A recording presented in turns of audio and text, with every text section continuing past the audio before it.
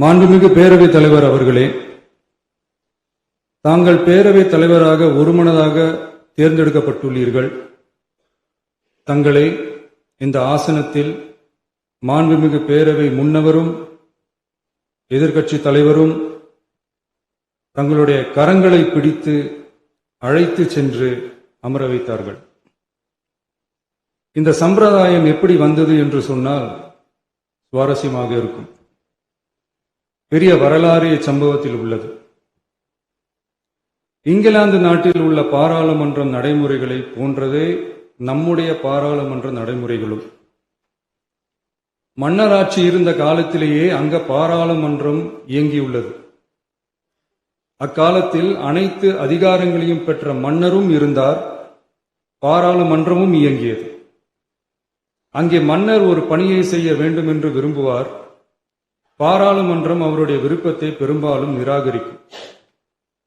மன்னர் விரும்பிய காரியத்தை பாராளுமன்றம் நிராகரித்து விட்டது என்கிற செய்தியை மன்னருக்கு சொல்ல வேண்டியவர் பாராளுமன்ற தலைவர், ஸ்பீக்கர் என்பார்கள். பாராளுமன்றத்தின் கருத்தை மன்னரிடம் சொல்ல வேண்டியவர் ஸ்பீக்கர். அதற்கு துணிவு வேண்டும்.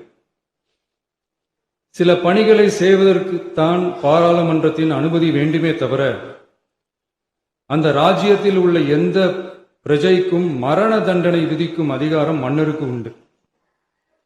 தான் விரும்பியதை பாராளுமன்றம் நிராகரித்து விட்டது என்று சொல்லும் ஸ்பீக்கருக்கு மரண தண்டனை விதிக்கும்படி ஆணையிடுவார்.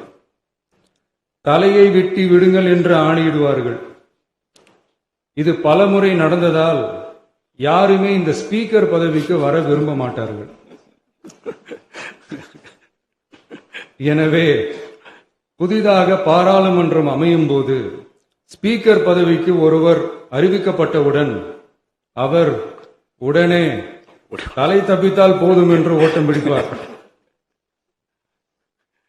அணை முன்னவரும் எதிர்க்கட்சி தலைவரும் அவரை தடுத்து நிறுத்தி அவர் கைகளை பிடித்து இழுத்து வந்து ஆசனத்தில் அமர வைப்பார்கள்.